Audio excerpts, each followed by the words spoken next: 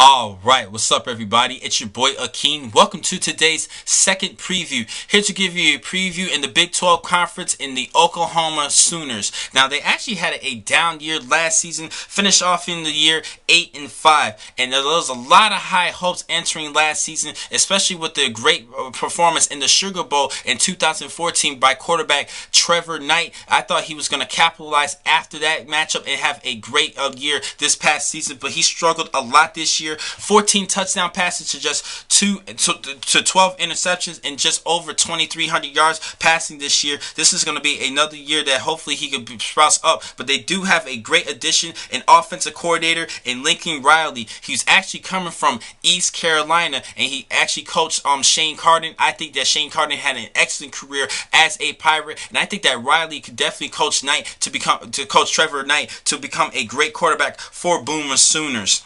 Now, let's talk about some more offensive weapons that they have on this team. They have a parade of running backs. Now, let's not forget about Shamaz Perine, who actually led the team in rushing with 1,713 yards rushing last season, including a record-breaking game in which he broke Melvin Gordon's record in the next week for most rushing yards in a matchup. I think this is a great running back, but they still have another slew of running backs, especially like Joe Mixon, who could be in the mix this upcoming season. Also, there's a couple players that I'm really looking at on defensive side. Two players at the linebacker position. First, Dominic Alexander, who was second team All Big 12 performer last season, leading the team with 107 tackles.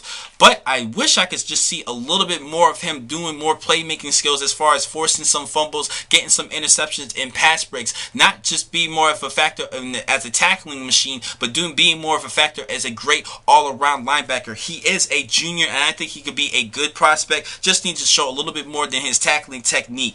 Also, there's Eric Stryker, who actually led the team with 17 tackles for loss and 9 sacks. He had a big year, and he is a senior this year, and I think he can have a dominant year to boost up his draft status for the 2016 NFL Draft. I think this is a great duo at linebacker here.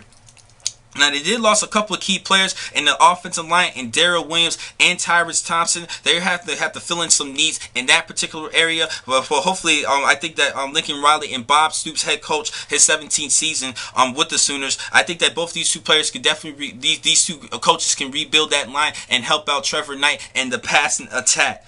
Now, there are some incoming freshmen that I do like entering this year. It's mainly on the defensive side with PJ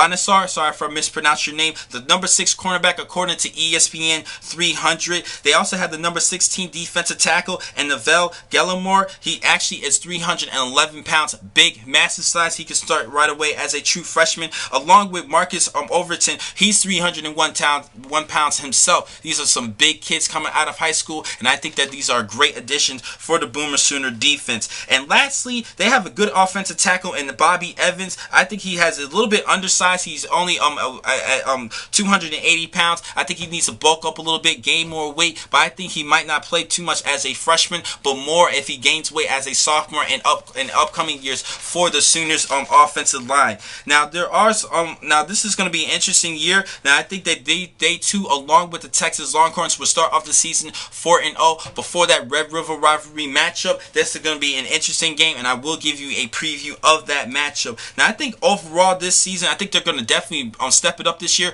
upgrade everything, add more wins this season. I think they're going to go 10-2 this year, 11-1 at best. I definitely think they're going to lose to either Texas, TCU, or Baylor. Those are going to be some interesting matchups, particularly TCU and Texas. I think they will have at least one loss, but possibly make it to the college football playoff at the end of the season. But we will see.